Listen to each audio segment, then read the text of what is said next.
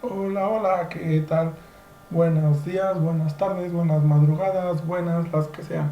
Bienvenidos a este nuevo podcast del día de hoy de Ubuntu Reside.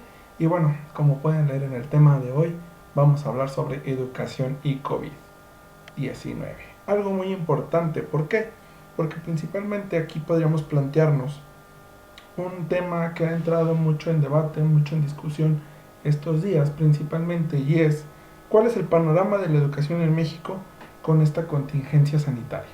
Hablando principalmente de algo que pues ya nos ha tenido bastante tiempo confinados en nuestras casas, demasiado para pensar, demasiado para reflexionar, pero aquí estamos hablando de un punto importante que es la misma educación. Entonces, este panorama podríamos decir que es la primera ocasión donde se suspenden las actividades escolares. Algo curioso, un dato curioso es de que 1.370.000.000 de estudiantes están hoy en casa.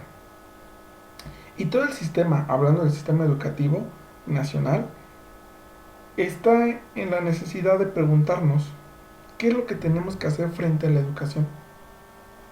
Pues esto conllevaría del mismo modo a cuestionarnos a lo mejor de forma errónea cómo seguimos los planes de estudio, o cómo seguimos con las clases, o cómo seguimos trabajando con los alumnos. Y les pedimos principalmente que sigan haciendo una carpeta de experiencias o que tengan contacto con sus maestros, etcétera, etcétera, etcétera. Me parece que la pregunta tendrá que ser otra. ¿Cuál es el papel de la escuela y hasta dónde la escuela no está cumpliendo su papel? Se ha alejado de su papel, obviamente, porque la escuela tendrá que ser el espacio ciertamente de formación y aprendizaje, pero donde el estudiante lo significativo para su vida lo retome. Entonces, podremos ver como un cierto error el decir que sigue el plan de estudios como si nada hubiera pasado, ¿no? Ha pasado principalmente, y ha pasado mucho más de lo que nos podríamos imaginar. ¿Qué es esto que ha pasado? Que hay una pandemia global, entonces, y pandemia global ahora podría convertirse en un objeto de estudio y de aprendizaje de todas las ciencias y de todos los grados que estudian los alumnos en la escuela. Esta pandemia obliga a replantearse obviamente las formas de aprender y de enseñar, y en este sentido podríamos hablar de las posibilidades, de las herramientas y de la efectividad de tener una educación a distancia principalmente, porque es posible y sucede en algunos grupos, tanto en México como en distintos países principalmente, y en universidades importantes a nivel nacional y a nivel mundial. En el caso de México, estamos trabajando con tres estrategias. Como lo dice, por ejemplo, el doctor Díaz Barriga, estamos trabajando con educación a distancia digital, o mediada por tecnologías, vaya, educación a distancia por televisión educativa y educación por radio a las lenguas indígenas principalmente. O sea, si bien se le ha dado una importancia a la parte digital, me parece que es la que en este momento tenemos menos condiciones para desarrollar. Esto es que no se trate de colocar al profesor de un lado del monitor y pensar que del otro lado van a estar los estudiantes escuchándolo. Eso lo sabemos hacer en el salón de clases. Eso no sirve. Cuando utilizamos el medio tecnológico digital, la pregunta es, ¿México está capacitado? En lo personal, yo diría que no. O sea, necesariamente la respuesta sería sí, porque sabe moverse en una computadora, sabe usar determinados programas en una computadora, no habilita, obviamente, pues este hecho de saber usar los programas no nos va a habilitar a una persona para hacer trabajo de educación digital. Vamos a poner un ejemplo, por ejemplo, valga la redundancia. Las universidades mexicanas, que es donde se ha desarrollado un poco más el tema de la educación a distancia digital, en realidad, podríamos decir, nunca hacen un curso con una persona. Siempre es un especialista en la materia, un especialista en didáctica, que aborde cómo graduar el proceso de aprendizaje sujeto del mismo sujeto, vaya, y un especialista en manejo de diseño de tecnologías. Si no se juntan estos tres especialistas, no se va a lograr hacer un programa mediado por tecnología a distancia, que es lo que se está haciendo actualmente aquí en la educación en México. Poner profesores frente a la computadora y ponerlos a dar clase. Y esto para los alumnos no tenemos una información consistente en este momento, pero lo que aparece en las redes sociales es lo que los alumnos dicen. Es muy aburrido, es muy tedioso, es muy cansado, es mucho trabajo. Pues este entonces tendría que ser un proceso de formación de mediano plazo. Las secretarías de educación nos están pintando algo muy bonito, por no decir engañando, porque dicen, con Google Education, por ejemplo, yo les voy a hacer que se preparen a los maestros del mes de abril al mes de noviembre. Está perfecto que hagan un modelo de preparación de los maestros, pero los mismos maestros ya están trabajando en línea, o sea, ya están trabajando en línea. No sé si me explico con esto. O sea, nos sorprendió la pandemia sin que hubiera una propuesta, sobre todo para educación básica, de educación digital. Bien formulada, y lo que se está haciendo, quizás algunos o algunas escuelas privadas, esto habría que separarlo, quizás algunas que ya tenían un manejo de tecnologías y donde los alumnos en su casa tienen conectividad y tienen computadora, pueden avanzar un poquito más en ello. Pero esto obviamente va a crear una desigualdad social. O sea, finalmente, por ejemplo, cuando la CENTE hizo una encuesta a nivel de la Ciudad de México, encontró que solo el 27% de los estudiantes tienen una computadora conectada en su casa, pero que solo el 57% de los profesores, y escuchen bien, el 57% de los profesores tienen formación básica para manejar algún programa de paqueterías de Office, y solo el 1%, casi el 2%, se ha formado para trabajar digitalmente. ¿Qué quiere decir esto? Estamos trabajando entonces ante un proyecto de la Secretaría de Educación Pública, entendiendo la presión de la respuesta, pero que es una respuesta inadecuada para la realidad del país que tenemos. Si tomamos otro estudio del fondo de consulta, del fondo consultorio del CONACYT, lo que plantea es que solamente 20,000 hogares, o sea, 20,000 hogares, principalmente en México, tienen computadora con conectividad. Esto nos hace pensar que nuestra salida hoy es la educación digital, es completamente falso. La educación digital no es la salida oportuna. Los profesores, los que hoy sienten este recargo de trabajo, se les ha dado la tarea de atender a los alumnos. Hay quienes han podido, porque esto es muy de redes sociales, ¿no? Pero hay quienes, por ejemplo, se han podido formar grupos de WhatsApp con los papás y ahí estar enviando y recibiendo los trabajos. Hay quienes pueden inclusive comunicarse por alguna vía con los estudiantes. Hay quienes utilizan o utilizaron, por ejemplo, la semana del 13 al 19 de marzo para dejar tareas a los alumnos y ellos trabajan en torno a ellas. Algunos profesores, por ejemplo, se les piden que den clases por televisión o de forma digital. Ellos mismos igual se sienten abrumados porque se dan cuenta que no es el medio de trabajo, que no es el medio acostumbrado al trabajo que realizan y que estos medios podrían apoyarse en otro tipo de documentos, versiones, de herramientas, etcétera, etcétera, etcétera. Los alumnos, que aquí tenemos otro punto importante, de forma general, están recargados de tarea. Por ejemplo, pareciera que un programa en línea es presentar una clase, dejar una lectura y hacer 20 preguntas, y entonces los alumnos están con cada clase acumulando preguntas.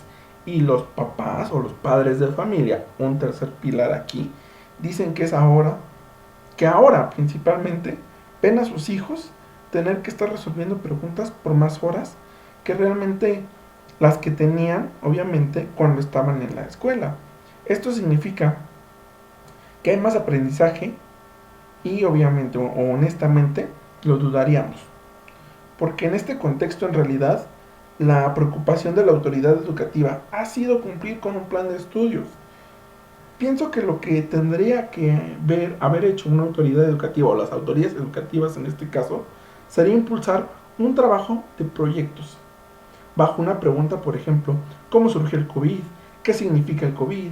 ¿Qué problemas ha creado a nivel económico, a nivel relación social, a nivel familiar, a nivel ciencia? Decimos que en la escuela obviamente los alumnos aprenden asignaturas. Podríamos ver que si se crea, por ejemplo, un proyecto, los alumnos podrían trabajar de forma multigrado, obviamente aprendiendo lo mismo o de diferente forma o en diferente cuestionamiento. Un alumno de tercero de primaria a un alumno de tercero de secundaria, que obviamente van a hacer preguntas diferentes, pero con el mismo concepto o bajo el mismo proyecto. Planteando, por ejemplo, de lejos, que el plan de estudios se deba cumplir, pensemos que la pandemia es una oportunidad principalmente distinta de aprendizaje. Más allá de cumplir entonces este plan de estudio, la pandemia es esa oportunidad importante que todos necesitamos para un aprendizaje. Aquí, por ejemplo, yo podría decir que encontramos dos conflictos. Uno, que usa la autoridad educativa en términos de que el curso escolar se debe cumplir y entonces se dice llevamos el 73% del curso antes del COVID. Seguimos obviamente trabajando con actividades que nos permitan con la extensión del calendario a julio, cumplir con el plan de estudios y aquí está preocupado por un plan que por un aprendizaje. ¿Qué quiere decir qué quiero decir con esto? Los alumnos viven una situación inédita, reencontrándose con situaciones de su entorno familiar. Un presupuesto de la educación, obviamente, sería o que es que la escuela acerca al alumno a los problemas que tienen en su entorno. Sin embargo, vemos como si la escuela, obviamente, le diera la espalda a los problemas del entorno. Hay prioridades sobre el currículo principalmente, sobre los planes de estudio formal, los libros de textos y no sobre lo que está pasando y viviendo el alumno. Yo creo que es un momento excepcional principalmente y diría que para que como sociedad mexicana, como educadores, como especialistas en temas educativos, nos volvamos a preguntar qué queremos de la escuela, para qué existe la escuela, qué buscamos o qué deseamos de la escuela. Y si la escuela la buscamos para que el estudiante aprenda un plan de estudios, creo que estamos haciendo bien la tarea. Pero si lo que la escuela busca o lo que buscamos en la escuela es que el alumno desarrolle aprendizajes y desarrolle una formación que le permita irse construyendo como sujeto social, como ser humano, como sujeto con capacidades de relacionarse con los demás, estamos muy mal. Pienso que no hemos resuelto el conflicto entre escuela para calificar y escuela para aprender. Yo diría que no importaría ahorita mucho en este contexto, que no fue pensado, fue provocado obviamente, que no, exactamente, no fue provocado, ni que fue pensado, pero que en este contexto es un contexto ideal para decir, para saber que dejemos, vaya, que dejemos las calificaciones y vamos por los aprendizajes para la vida. Dejemos a un lado las calificaciones cuantitativas y vámonos más por lo cualitativo, por estos aprendizajes para la vida. Todos sabemos que el punto de aprendizaje de un alumno es esto, que tiene en su entorno y que obviamente, entonces, si a mí, por ejemplo, me dices, ¿qué retos de aprendizajes hay? El reto es cómo lo regresamos o cómo regresamos ese significado a la escuela. Cómo reconstruimos el concepto de la escuela y cómo le regresamos al alumno la posibilidad de encontrarse para aprender. Volteemos la cara hacia el alumno entonces, hacia sus etapas y preguntarle, en este contexto, ¿qué es lo que tú puedes aprender? Y es momento de pensar en los padres de familia, en cómo esta pandemia se les ha recargado el rol, se les ha cambiado este papel. O sea, ya no son los responsables del hogar, son responsables de cumplir con sus trabajos y con trabajos escolares, ¿no? Con atender a un alumno de primero de primaria y con atender a uno de cuarto y con atender al de secundaria. No nos damos cuenta sobre quiénes estamos recargando el trabajo de este modelo de escolaridad que quizás tendríamos que romper. Es el momento para analizar como sociedad qué queremos de la escuela. Pues creo que Vaya, ¿para qué se creó la escuela entonces? Después de la Revolución Francesa, ¿para qué se creó la escuela? ¿Para qué crearon la escuela los sistemas educativos?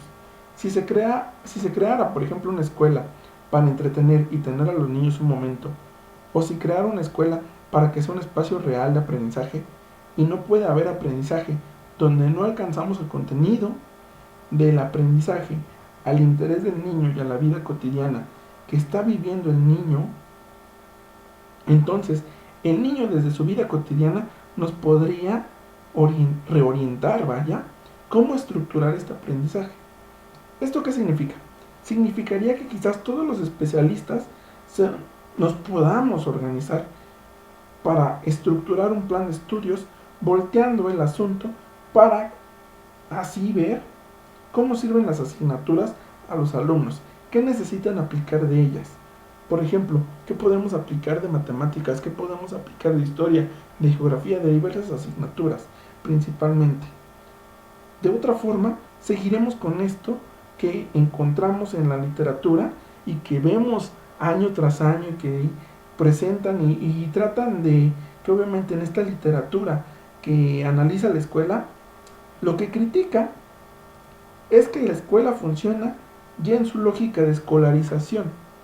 Esto es en su lógica de promover algo que sirve para la escuela, pero no sirve para la vida. Y por ejemplo, el COVID nos puede ayudar a pensar que es el momento en el que tenemos que replantearnos la noción de escuela, aprendizaje y de alumno, y de reconstruir la función docente, porque esta tiene que ser fundada en un saber, pero tiene que estar fundada en un saber escuchar y en un saber acompañar principalmente en estas funciones docentes, donde pues si nos planteamos que lo digital va a resolver aquellos problemas que no hayan pensado o que no hayamos pensado, entenderíamos que tenemos una sociedad altamente desigual.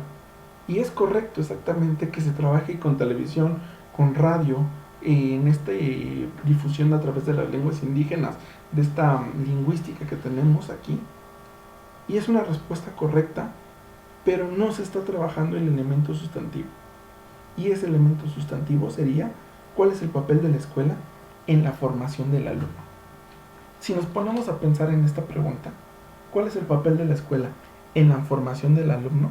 Podríamos entender muchísimas cosas, replantear muchísimo esta educación ante este virus que ha llegado y que esperamos muy pronto termine. Hasta aquí el día de hoy vamos a dejar en este podcast, espero les haya gustado.